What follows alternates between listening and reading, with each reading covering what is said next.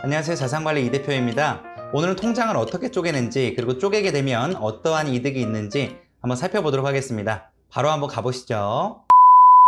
자, 우리 흔히 저축을 시작하면 통장을 쪼개라는 말 한 번쯤 들어보셨죠? 내용은 알고 있는데 어떻게 쪼개야 되고 왜 쪼개야 되는지 모르시는 분들이 의외로 많으신데요. 오늘 영상을 다 보시게 되면 확실하게 정리가 되실 거라고 생각합니다. 우선 통장은 각기 쓰임새라는 게 있습니다. 쓰임새에 따라서 한 4개 정도의 통장으로 쪼개는 게 일반적인데요. 보통 우리가 급여를 받게 되면 주거래은행으로 받게 되시죠? 보통 우리는 급여통장이라고 부릅니다. 급여통장은 주로 내 월급이 들어오는 통장으로 사용하시는 게 일반적인데요. 급여통장도 사실 나한테 혜택이 있는 걸로 하시는 게 좋습니다. 예를 들어서 내가 급여통장에서 사용하는 은행에서 적금이나 대출 등을 활용한다라고 했을 때 적금을 사용하게 되면 주거래은행 통장의 혜택으로 인해서 보통 우대금리를 받는 경우들이 있고요.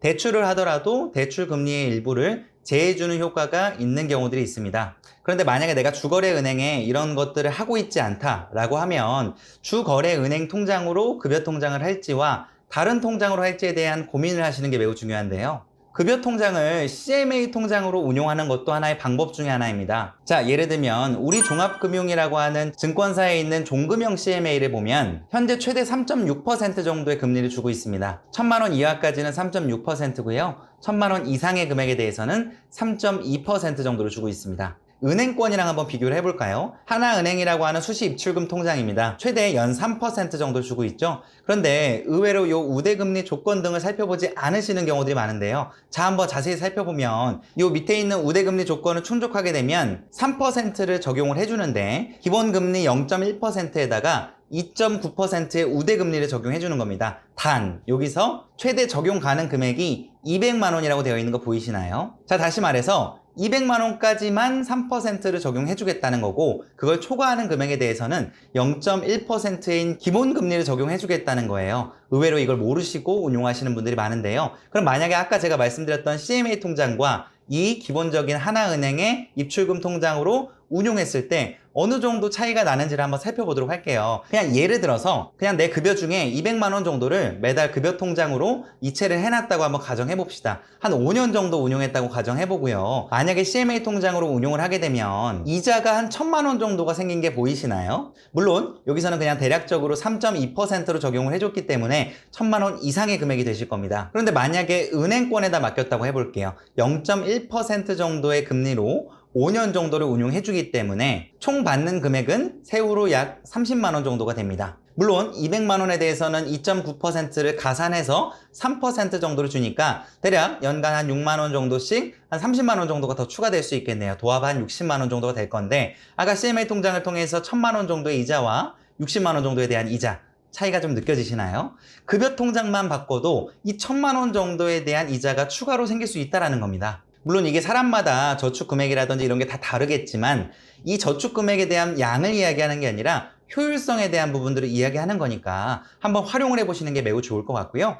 자, 그럼 첫 번째 통장인 급여통장은 자기의 상황이 적금이나 대출 등을 활용하고 있다라고 하면 주거래은행을 은행권으로 이용하는 것도 방법이지만 만약에 그렇게 이용을 안 하고 있다라고 하면 증권사에 있는 입출금 통장인 CMA 통장을 활용하게 되면 조금 더 높은 우대금리를 받을 수 있다는 거 꼭 기억해 주시고요. 두 번째로는 소비통장입니다. 의외로 이 소비통장에 대한 부분들을 활용을 안 하시는 분들이 많으신데요. 소비통장은 내 스스로한테 용돈을 준다는 개념으로 운용을 하시면 됩니다. 우리 학창시절을 한번 생각해보면 부모님이 용돈을 주셨죠? 그 용돈으로 한 달 정도를 잘 생활을 하셨던 게 기억이 나실 거예요. 그런데 사회생활을 시작하고 내가 돈을 벌기 시작하면 갑자기 소비가 확 늘어나는 게 아마 느껴지실 겁니다. 이게 왜 그러냐면 내 스스로한테 용돈을 주는 소비통장의 개념을 만들어 놓지 않았기 때문입니다. 대부분의 분들은 월급 통장에서 내가 빠져나가야 될 돈들을 다 빠져나가게 해놓은 경우들도 있고요. 아니면 급여날 통장이 급여를 스치고 가게 신용카드 금액이 쪼자작 빠져나가는 경우들도 있고 되게 다양하죠. 그런데 말씀드린 대로 내가 스스로한테 용돈을 주듯이 소비통장에 매달 내가 써야 되는 금액에 대한 상한선을 정해놓게 되면 많은 금액을 세이브할 수 있다는 장점이 있습니다. 그래서 가급적이면 소비 습관이 안 잡히신 분들은 신용카드보다는 체크카드를 써주시는 게 조금 더 좋고요. 소비에 대한 패턴이 어느 정도 잡히신 분들은 체크카드보다는 신용카드의 혜택이 조금 더 많기 때문에 신용카드를 일부 사용하시는 것도 좋은 방법 중에 하나입니다. 자, 그럼에도 불구하고 만약에 소비 통장에 대한 활용이 좀 어렵고 소비 개선이 좀 힘들다 하시는 분들은 제가 본문 링크에다가 소비를 개선할 수 있는 주간 소비 일기라고 하는 파일을 첨부를 드렸습니다. 주간 소비 일기를 작성하는 방법부터 예시까지 다양하게 엑셀 파일로 정리를 해놨으니까 만약에 소비 개선에 대한 부분이 필요하시는 분들이라고 하면 이런 부분들을 참고해 보시면 좋을 것 같습니다. 위에 파일은 같이 일을 하시는 결정언니라고 하는 인플루언서 분께서 도움을 좀 주셨습니다. 자, 다음은 투자통장과 비상자금 통장인데요. 투자통장은 크게 별게 없습니다. 내가 매달 일정 부분을 선저축하겠다는 저축에 대한 양을 새로운 통장으로 이체를 해놓는 걸 이야기해요. 다시 말해서 선저축 후 지출 프로세스를 만드는 거라고 보시면 되고요. 매달 일정 부분을 투자할 수 있는 다리 역할을 해주는 통장이라고 보시면 될 것 같습니다.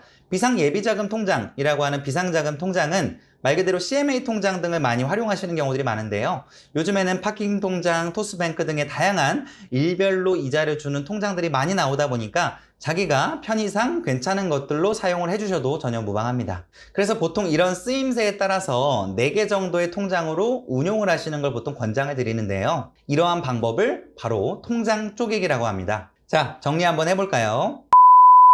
통장만 바꿔도 1000만 원이 생깁니다 라는 주제로 오늘 통장 쪼개기에 대한 부분들을 안내해 드렸는데요. 통장 쪼개기는 말 그대로 통장의 쓰임새에 따라서 통장을 분리하고 나누는 걸 이야기하고 월급 통장, 소비 통장, 비상자금 통장, 투자 통장 4개 정도의 통장으로 운용을 하는 걸 이야기하고요. 급여 통장은 금리를 조금만 더 높게 주는 통장으로만 바꾸셔도 내 앞으로의 미래 자산에 많은 도움이 될 거라고 생각을 하고요. 소비 통장은 내 소비에 대한 패턴을 개선할 수 있는 매우 중요한 통장 중에 하나고, 투자 통장은 내가 매달 저축에 대한 부분들을 할 수 있는 브릿지 역할을 하는 통장, 비상자금 통장은 비정기적인 지출을 관리하는 통장입니다. 매달 나가는 통신료, 교통비, 식비 이런 돈들 이외에 경조사나 휴가, 쇼핑 이렇게 매달 나가지는 않지만 언제 나갈지 모르는 돈들을 관리하는 통장으로 사용을 하시면 도움이 되실 거고요. 이렇게 4개의 통장을 통해서 자금 관리를 하시게 되면 지금보다 훨씬 더 효율성 있게 자금을 관리하실 수 있으실 겁니다.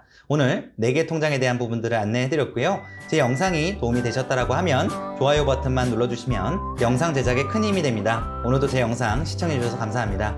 고맙습니다.